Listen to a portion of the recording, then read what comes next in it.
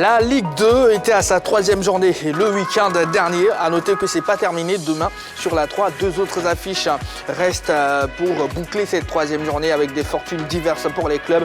On en parle maintenant. Alors messieurs, s'il y a une équipe en pleine bourre et qui en ce moment domine, j'ai envie de dire, la Ligue 2, c'est bien sûr Zoma FC qui a battu Adzopé. Mais quelle formation, Jean-Philippe! C'est pas étonnant. Vous savez, Zoma FC, ça fait partie de ces clubs dits les clubs satellites de la SEC Mimosa. Pas parce qu'ils appartiennent à la SEC, mais on sait qu'ils envoient beaucoup de joueurs du côté de la formation jeune noire. Il faut énormément de préformations.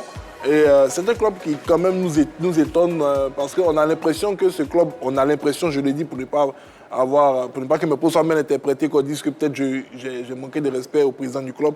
On a l'impression que c'est un club qui manque d'ambition, qui n'a pas envie de se retrouver en Ligue 1. Ce club avait comme entraîneur l'année passée Indrick Ofuromai qui faisait un boulot extraordinaire.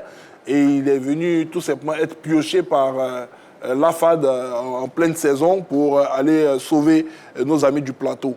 Là, cette année, c'est pratiquement sur les mêmes bases que la saison dernière, en début de saison. C'est une formation qui commence fortement son championnat. Et puis après, bon, malheureusement, qui se retrouve, je vais pas être dans le ventre mou de leur poule, mais qui n'arrive pas à coopter la première place pour la Ligue 1. Est-ce que cette année, ça fait partie des objectifs de cette formation de Zoma? On le saura peut-être assez tôt, mais je ne suis pas surpris de ce que cette équipe-là démontre. L'année passée, il faut s'en rappeler, lors de sa première sortie, elle avait battu l'équipe de l'Africa Sport d'Abidjan. C'est une rencontre qui est également énormément attendue cette saison. Alors, une autre formation, avec 2 victoires et un nul. L'EFIM n'est-il pas aussi en train d'envoyer un signal fort à ses adversaires dans la bataille pour la montée, messieurs? Écoutez, l'EFIM fait fort, c'est juste. Déjà, une très bonne impression lors de la première journée face à l'Africa Sport d'Abidjan. Et puis l'EFIM a réussi à battre la JCAT, qui est une très bonne équipe. La JCAT, souvenez-vous de la première journée de cette compétition. La JCAT avait montré de très belles qualités avec un jeune prodige, là, le petit Jocelyn. Oui. Et donc, oui, elle a réussi à battre la JCA 2-1. Donc l'EFIM nourrit de très grandes ambitions. Dans son effectif, on a quelques internationaux. Des garçons, des sélections des U17 et des U20. Donc forcément, le président Hervé Siaba et son groupe ont des arguments solides et ça commence bien en ce début de saison. L'EFIM est deuxième avec 7 points également. Derrière justement l'équipe de Zoma FC. Ces deux équipes qui commencent bien. L'année dernière, l'EFIM n'a pas fait une superbe saison, contrairement à l'équipe de Zoma, qui va faire une très belle saison, qui avait été leader d'ailleurs, le premier leader de la poule B avant Yam Sokro et avant l'Africa Sport d'Abidjan. Zoma avait reçu l'espoir l'année dernière de battre à 2 reprises l'Africa Sport d'Abidjan en aller et au match retour.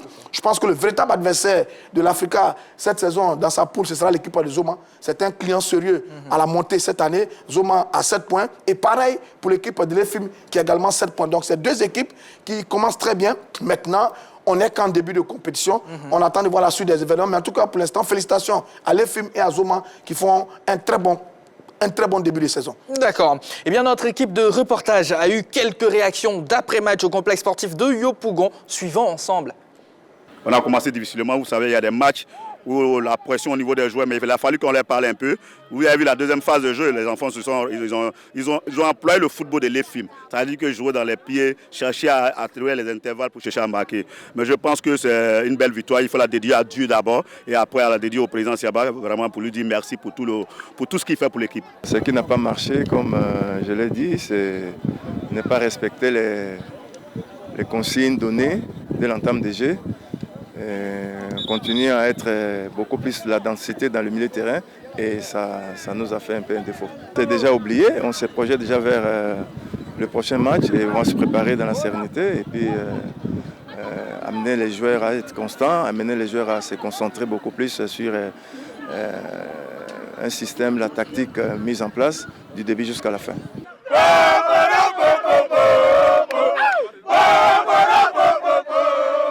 J'aimerais féliciter d'abord mes coéquipiers parce que c'est dans l'ensemble. Pour marquer un but, il faut être collectif et aussi il faut être aussi décisif. On s'est figé un objectif. Le plus important, c'est de prendre match par match. Aujourd'hui, nous avons gagné, nous avons 7 points. J'espère que la majorité des équipes qui sont dans nos poules, d'autres ont 7 points. Donc, on prend match par match pour pouvoir avancer. Je crois qu'on n'a pas été lucide devant les buts parce qu'on a eu plus d'occasions par rapport à eux. Mais ce n'est pas de rabaisser la tête, c'est de relever la tête pour le prochain match. Et nous allons essayer de travailler plus, 10 fois plus, 20 fois plus pour revenir à notre niveau. Donc je crois que là, la chance ne nous a pas souri. On espère le prochain match, on espère revenir encore à notre meilleur niveau, comme d'habitude, face à Issa Wazi. Il faut oublier aujourd'hui la défaite, ça peut arriver le football. Hein. Le premier peut être battu par le dernier peut gagner les premiers. Donc le football, il est ce qu'il est. Hein. Aujourd'hui, vous gagnez, demain, vous perdez. Mais je pense que quand on finit un match, il faut penser au prochain match. Parce qu'on est quand même au début du championnat, il faut chercher à gagner le match. C'est vrai, on n'est pas venu pour perdre le match, mais Dieu a voulu ainsi. Et je pense qu'on rend grâce à Dieu. Je pense que le prochain match, on le jouera à fond pour pouvoir gagner les 3 points. Il nous fallait une victoire pour décoller. Donc cette victoire est bienvenue.